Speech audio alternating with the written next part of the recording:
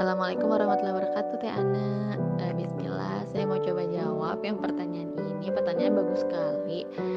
Jadi, eee, cerita nabi-nabi baiknya di usia berapa? Sebenarnya tidak ada larangan ya Teh untuk, larangan saklek untuk tidak mengenalkan nabi-nabi karena mengandung mukjizat lah atau hukuman kepada anak-anak. Cuma kita yang harus diperhatikan adalah cara kita menceritakan dan eee, fokus apa yang mau kita kenalkan pertama kali ke anak tentang nabi-nabi itu, gitu. Karena memang sepengalaman saya, eee, banyak mencari buku nabi-nabi di penerbit Indonesia untuk dijual, saya masih agak ragu untuk menjual karena ya masih, apa ya, sebenarnya nggak salah gitu, isinya memang sesuai dengan Al-Quran dan Al-Hadis, cuma mungkin masih banyak yang harus di-skip ketika kita bercerita kepada anak sesuai usianya tentunya ya gitu. Karena waktu itu anak saya usianya masih 2 sampai 3 tahun, jadi ya masih banyak saya skip gitu. Kemudian alhamdulillah akhirnya saya menemukan buku memang terbitan dari luar ya, judulnya Minggu and Ali, yang memang dia itu fokus banget sama kebaikan karakter setiap nabi gitu. Dan memang ini juga sesuai dengan kajian yang pernah saya dengar dari Ustadz Noman gitu ya. Karena Ustadz Noman kan kalau nyeritain nabi-nabi itu kayak ngedongeng ya, storytelling banget bentuknya. Kita juga yang orang dewasa itu ngedengerinnya tuh terpana gitu kan, ngikutin banget gitu. Jadi kita bisa tuh mengambil menyontek gitu ya konten yang diceritakan di situ kepada anak-anak, kita ceritakan ulang. Atau misalnya kita pakai buku dan saat kita bacakan kita skip bagian-bagian yang misalnya menunjukkan murka atau misalnya azab, bencana gitu-gitu. Lalu atau bisa kita ceritakan tapi sekilas. Biasanya untuk anak yang udah agak gedean ya, misal udah usia 3 tahun 4 tahun ya, cerita aja tapi sekilas gitu. Kalau misalnya anaknya nanya, ya kita bisa ceritakan bahwa hukuman dan azab itu dikasih sama Allah itu udah terakhir banget. Awalnya Allah tuh udah baik banget sama mereka, udah ngasih mereka kekayaan, kenikmatan hidup, udah ngasih mereka banyak ternak, binatang gitu kan. Tapi mereka nggak mau juga gitu. Sudah berkali-kali Allah berikan kesempatan dan Allah tuh sayang banget sama mereka, makanya ngasih nabi ke kaum mereka gitu. Kita bisa menekankannya seperti itu.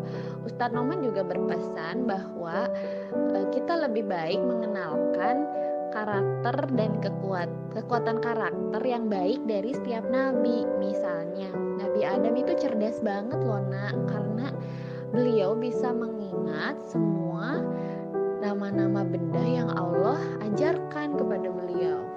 Kemudian Nabi Ibrahim itu kritis sekali berpikirnya gitu. Beliau memikirkan apa bulan itu Tuhan tapi bulan menghilang, apa matahari Tuhan tapi matahari menghilang, masa Tuhan menghilang.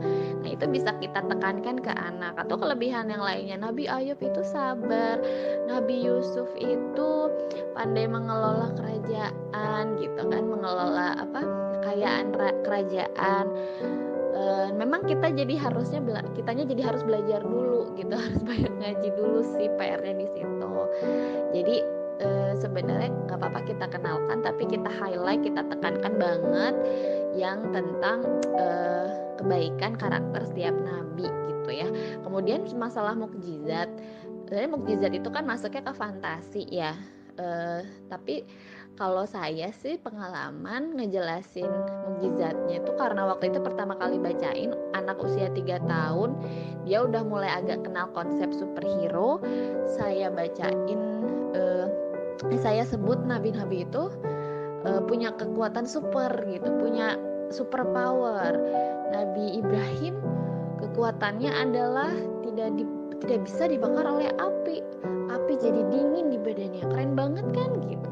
Jadi kita waktu itu anak saya nanya, kenapa kok Nabi Ibrahim bisa punya kekuatan kayak gitu. Saya bilang karena saat itu ada yang mau berbuat tidak baik, karena Allah sayang dengan Nabi Ibrahim, karena Nabi Ibrahim selalu mengingat Allah, selalu berdoa pada Allah dan beribadah pada menyembah Allah, meyakin pada Allah, jadi sama Allah ditolong gitu. Jadi mungkin bisa ya teh dengan cara seperti itu. Kemudian apakah ada tema-tema khusus buku bacaan berdasarkan usia?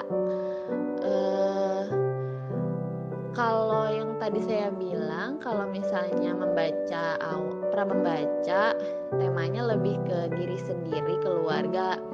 Kemudian 0 sampai 3 tahun itu, kalau di 3 tahun udah bisa masuk kayak mainan, buku-buku konsep, kemudian teman, itu udah bisa karena 3 tahun kan ada yang udah masuk PAUD ya, playgroup gitu, itu sudah mulai bisa dikenalkan lewat tema buku. Seperti itu Teh Ane, terima kasih. Semoga menjawab ya.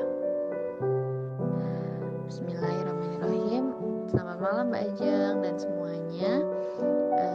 Saya coba jawab pertanyaan dari Mbak Ajeng tentang anak usia 0 sampai 6 tahun sebaiknya tidak dikenalkan dengan buku fantasi. Mungkin maksudnya di sini fiksi kali ya Mbak ya. Jadi sebenarnya memang sih hewan pakai baju, bertingkah seperti manusia, jalan pakai 2 kaki gitu ya. Memang kan tidak benar-benar terjadi. Tapi sepemahaman saya membaca berbagai sumber tentang literatur anak, perkembangan psikologis anak, itu tidak apa-apa gitu anak usia 0 sampai 6 tahun dikenalkan dengan fiksi gitu ya, cerita yang tidak sebenarnya terjadi, karena sambungan otak anak usia 0 sampai 6 tahun itu kan memang masa-masa emas ya, masa keemasan. Sedang banyak sekali sambungan otak baru yang terjadi, yang menebal, bahkan beberapa yang sambungan otak yang tidak yang tidak terbentuk, atau misalnya terbentuk tapi nggak dikuatkan, anak bisa lupa lagi. Itu bisa terjadi di usia 0 sampai 6 tahun. Dan memang di masa-masa ini secara psikologis mereka masih di fase, kalau 0 sampai 2 tahun kan sensori motor ya, fase kognisinya. Nah, yang di sini itu masih preoperasional gitu. Preoperasional itu anak masih belum bisa berpikir logis. Dia masih mengikut masih berimajinasi gitu, masih justru otak anak juga gitu yang kayak imajinasi itu adalah otak anak-anak kita gitu. Makanya banyak buku fiksi untuk anak usia dini, yaitu karena seperti mengakomodir pemikiran dan ide-ide mereka gitu, yang sangat kaya di dalam otak mereka gitu. Jadi dan pengenalan fiksi ini juga akan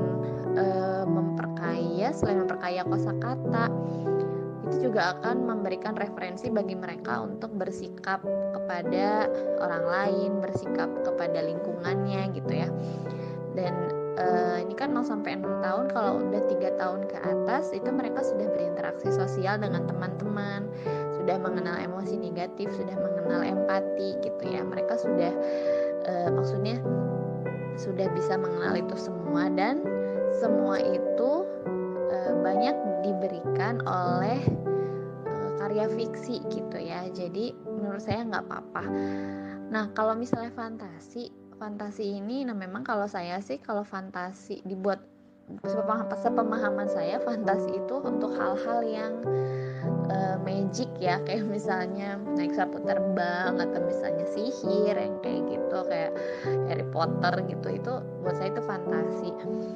Dan memang kalau fantasi saya juga baru bacainnya sekitar anak usia 4 tahun ya waktu itu, dan itu pun juga sambil diajak diskusi setelahnya kalau apa yang dia baca adalah fiksi yang tidak benar-benar terjadi dan yang tidak ada di dunia nyata, tapi ada di otak penulisnya gitu. Jadi kita kayak sama-sama sama-sama diajak ke ide si penulisnya nih Kak. Kalau saya waktu itu bilangnya seperti itu. Nah kemudian ya ini untuk yang fantasi dulu ya, nanti kita masuk ke read aloud. Oke, kalau untuk yang read aloud, apa bedanya dampak pada anak yang dibacakan dengan read aloud dengan yang hanya dibacakan biasa saja? Sebenarnya tidak ada klasifikasi Bajeng antara membaca biasa dengan membacakan buku biasa atau membacakan buku dengan read aloud ya. Selama ada pembaca, ada buku yang dibacakan dan ada yang mendengarkan atau yang dibacakan, itu berarti sudah read aloud namanya gitu. Namun memang dalam read aloud ada beberapa teknik yang diajarkan supaya mengoptimalkan manfaat atau benefit yang diterima anak. Jadi misalnya kalau di read aloud kita mengenal ada istilah prabaca, atau kita baca dulu nih bukunya sebelum kita bacakan. Kenapa? Supaya kita bisa tahu intonasinya di mana, intonasinya seperti apa, bagian konfliknya di mana, klimaksnya di mana, kita bisa siap-siap tuh menyiapkan intonasi terbaik untuk momen-momen itu. Kemudian kita juga boleh men-skip bagian-bagian yang menurut kita nih kalau dibaca kepanjangan anaknya hilang fokus nih, nggak apa-apa kita skip, itu boleh kalau di read aloud. Lalu kalau di read aloud saat sebelum membacakan kita terbiasa bacakan ilustratornya siapa, penulisnya siapa, sambil kita mengenalkan profesi bahwa buku ini nggak ada dengan sendirinya loh, nah ada yang menciptakan gitu, seperti kita ada yang menciptakan, bisa jadi mengenalkannya seperti itu.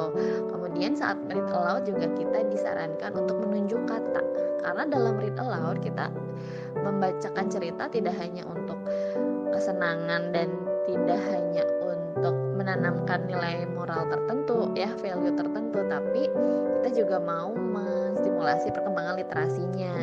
Jadi sebisa mungkin kita tunjuk kata-katanya, kita eksplorasi ilustrasinya, pokoknya kita perbanyak interaksi ya antara anak dengan buku dengan konteks positif.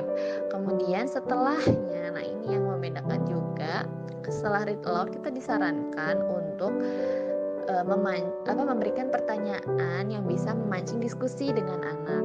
Nah, tapi tidak di read aloud tidak disarankan bagi kita untuk membacakan atau memberikan kesimpulan dari buku atau memberikan nasihat di tengah-tengah seperti yang tadi saya udah ini ya waktu tadi siang. Itu sangat tidak disarankan. Kenapa? Karena kalau kita mau nasehatin ya udah nasehatin aja gitu, nggak perlu pakai buku gitu kan.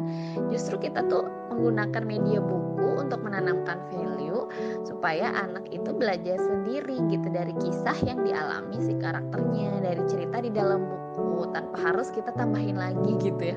Ini juga saya juga dulu termasuk pelaku banget yang dikit-dikit nyeramahin gitu ya saat baca buku atau setelah baca buku. Tapi setelah read aloud ini ya jadi belajar, kita bisa memulai diskusi dengan bertanya pertama kali lebih ke tentang perasaan anak. Misalnya, oke, baca bukunya selesai, gimana kak, suka nggak bukunya gitu. Atau misalnya, kak, di buku tadi tokoh favoritmu siapa? Kalau misalnya dia jawab sebuah tokoh, kita bisa tanya apa yang bikin kamu suka sama dia, apa yang bikin kakak suka dengan karakter itu. Kalau misalnya bukunya mengeksplorasi emosi dari karakter, kita bisa juga bertanya seperti ini. Tadi dia sedih ya karena diejek temannya. Kalau kakak diejek teman sedih juga nggak gitu. Kita bisa tanya, kalau kakak diejek kayak dia apa yang akan kakak lakukan gitu. Jadi kita berikan pertanyaan open ended ya, pertanyaan-pertanyaan terbuka yang jawabannya bukan yes or no gitu ya, bukan ya atau tidak. Itu sih salah satu contoh aja. Dengan harapannya harapannya ya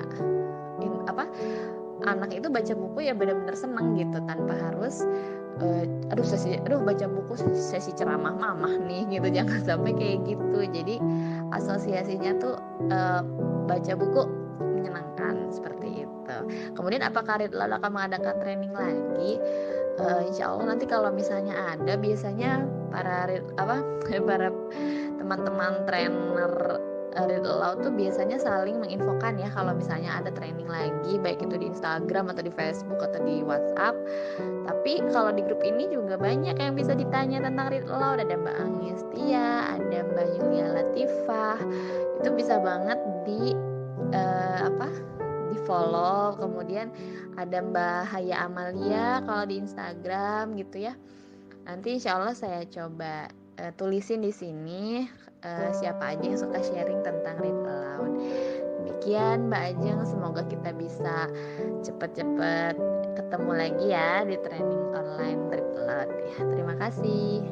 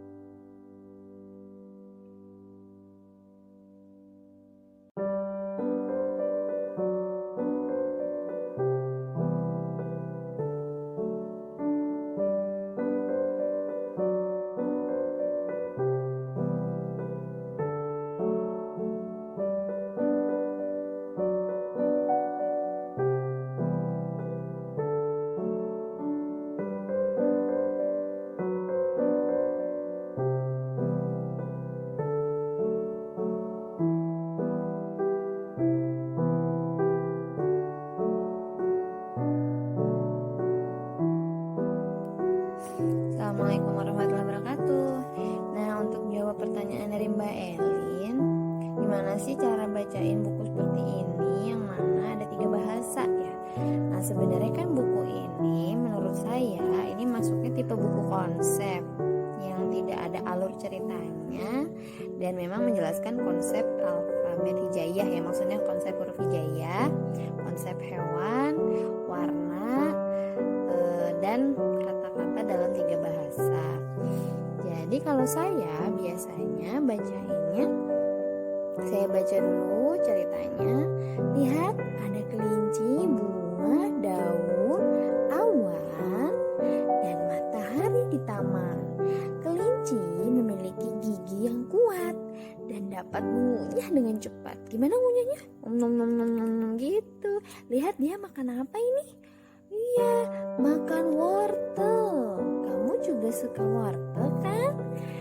Nah, ini huruf Arab yang menyusun kata arnabun. Apa itu arnabun? Kelinci atau rabbit. Nih alif. Kita bisa ajak anak sambil meraba fitur trace-nya ini. Jadi biasanya sih kalau pas anak saya lagi meraba-raba ini, saya bacakan langsung 3 bahasa. Menurut saya tidak apa-apa langsung karena ini tipenya buku konsep yang hanya ngebacain satu kata saja. Contoh lagi berikutnya, sapi berwarna putih, hitam, dan coklat. Sapi menghasilkan susu yang bisa kita minum.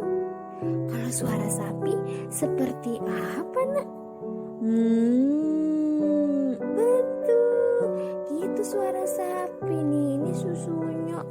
Ini ada neneknya sapi ya. Ya, ini huruf ba untuk bakorotun atau sapi. Itu sih contohnya ya, dan memang buku konsep hewan ini menurut saya paling enak dieksplorasi. Soalnya selain kita bisa bacain ceritanya, kita bisa eksplorasi warna hewannya, kemudian bentuk hewannya, suaranya. Jadi insya Allah memang menarik sekali untuk anak usia dini. Sekian, semoga menjawab ya Mbak Elin. Baik, untuk pertanyaan Mbak Elin yang tentang buku faceless, terutama untuk buku anak Islam ya. Jadi memang buku faceless ini sendiri itu ada karena ya ada ilustrator yang memegang prinsip, memegang putusan ulama yang melarang digambarkannya mata wajah secara utuh ya. Jadi mereka menghilangkan salah satu bagian wajah dan biasanya yang dihilangkan adalah mata. Atau ada juga yang menggambar lehernya terputus, jadi kepala sama bagian lehernya itu nggak nyambung. Itu ada juga yang pakai pendekatan seperti itu, dan memang itu keputusan setiap ilustrator ya yang harus kita hargai.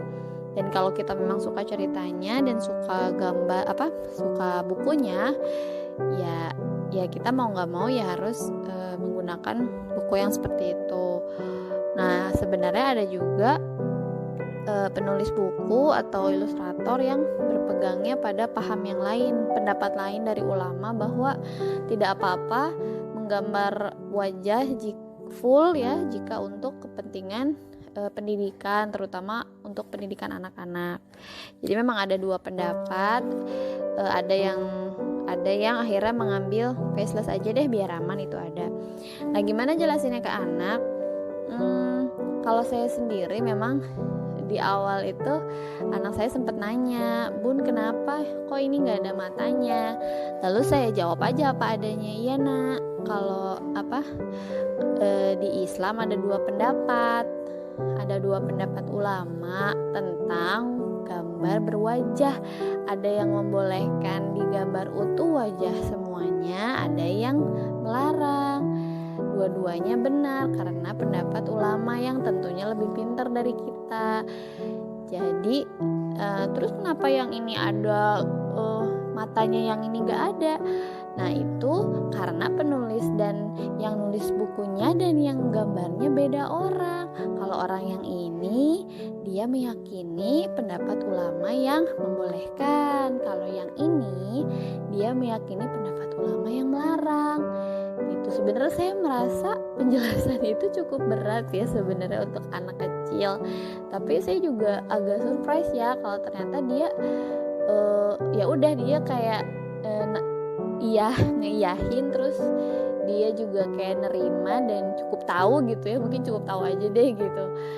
Dan yang penting sih ya saya hanya berusaha menjelaskan apa adanya, dan harapannya sih dengan menjelaskan ada dua pilihan seperti itu, anak jadi menghargai perbedaan, dan anak juga menghargai anak jadi memahami bahwa ada pendapat orang yang harus kita ikutin loh terkait dengan agama, urusan agama gitu. Jadi sih saya biasa jawabnya apa adanya kayak gitu ya, tapi mungkin tiap anak beda-beda. Bisa jadi ada anak yang protes, kenapa kok beda-beda sih, kenapa nggak satu aja gitu. Ya itu memang harus pinter-pinter kitanya lagi untuk menjelaskan gitu. Itu aja sih, semoga menjawab ya Mbak Elin. Mungkin kalau ada teman-teman yang mau sharing lebih lanjut terkait pendapatnya atau cara menyampaikan ke anak kenapa ada tipe buku faceless, boleh banget ya. Assalamualaikum.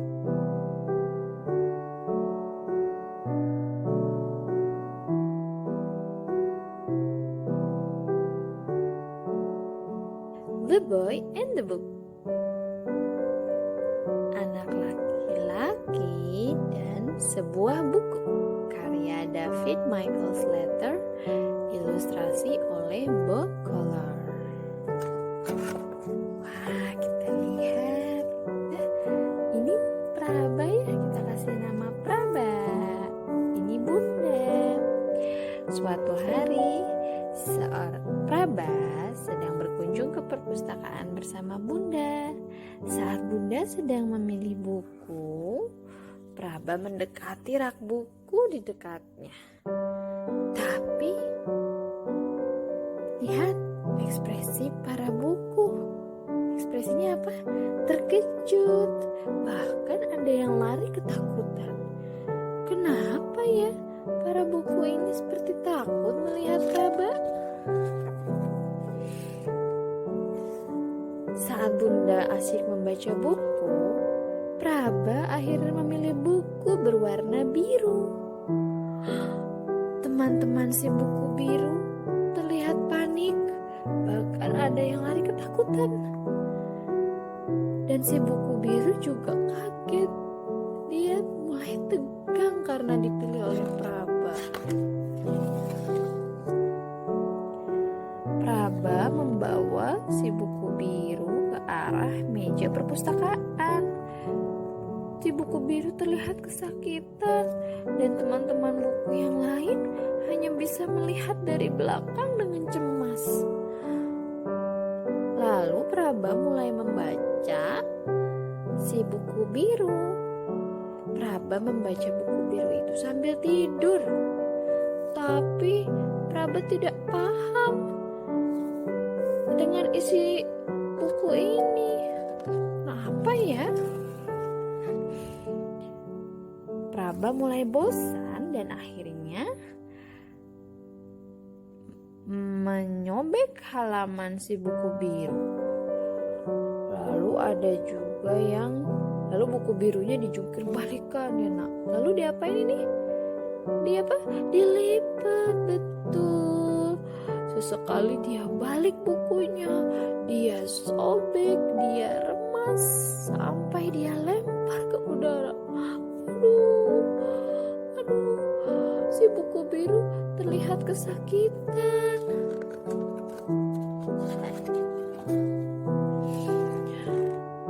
Sampai akhirnya Bunda memanggil Praba untuk bersiap-siap pulang.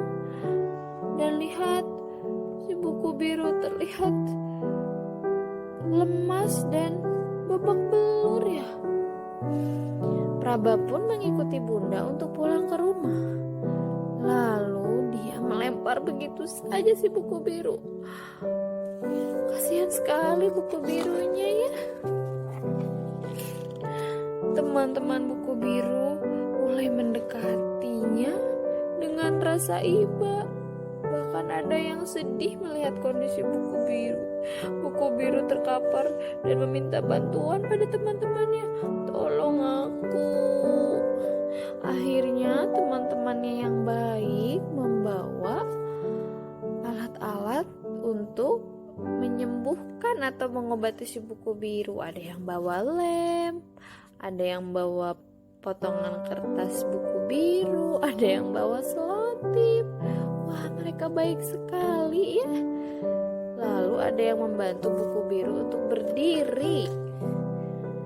Senangnya buku biru temannya baik sekali.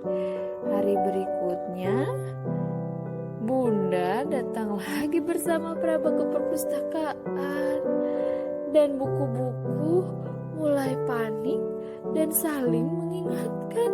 Terutama mereka mengingatkan si buku biru untuk berhati-hati terhadap Praba.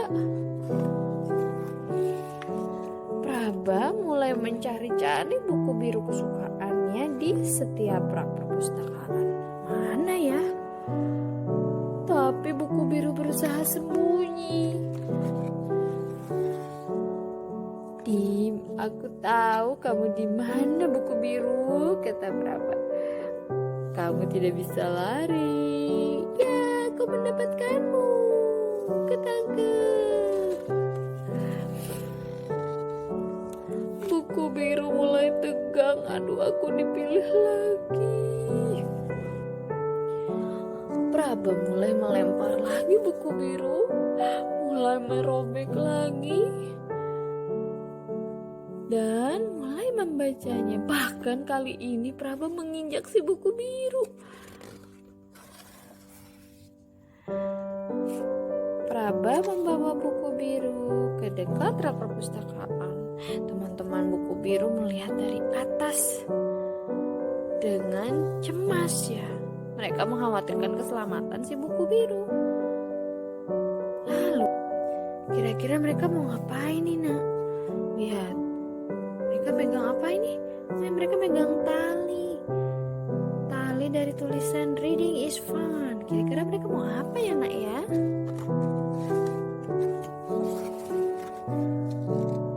Wah, ternyata salah satu buku berpegangan pada ujung tali dan berayun untuk menyelamatkan si buku biru. Buku biru pun berhasil diselamatkan ke atas. Hore, lihat, mereka bersorak. Tapi lihat muka Praba. Gimana Nak mukanya, Nak? Sedih. Praba terlihat sedih. Lalu Praba mulai menangis. Dan si buku biru yang ada di atas lemari mulai merasa iba pada Praba. Dia mulai kasihan pada Praba. Lalu dengan sukarela akhirnya si buku biru loncat menghampiri Praba. Praba langsung senang dan bersiap menangkapnya. Praba pun kembali membaca si buku biru. Kira-kira kali ini Praba bacanya lebih baik gak ya, Nak? Apa masih sama? Praba memperlakukan buku dengan kasar. Oh, ternyata kali ini Praba meminta izin pada Bunda untuk meminjam si buku biru dan membawanya pulang ke rumah. Praba senang sekali. Dan teman-teman buku yang lain pun merasa lega karena si buku biru dan Praba sudah menjadi teman baik ya. Dodo, katanya. Lalu akhirnya buku biru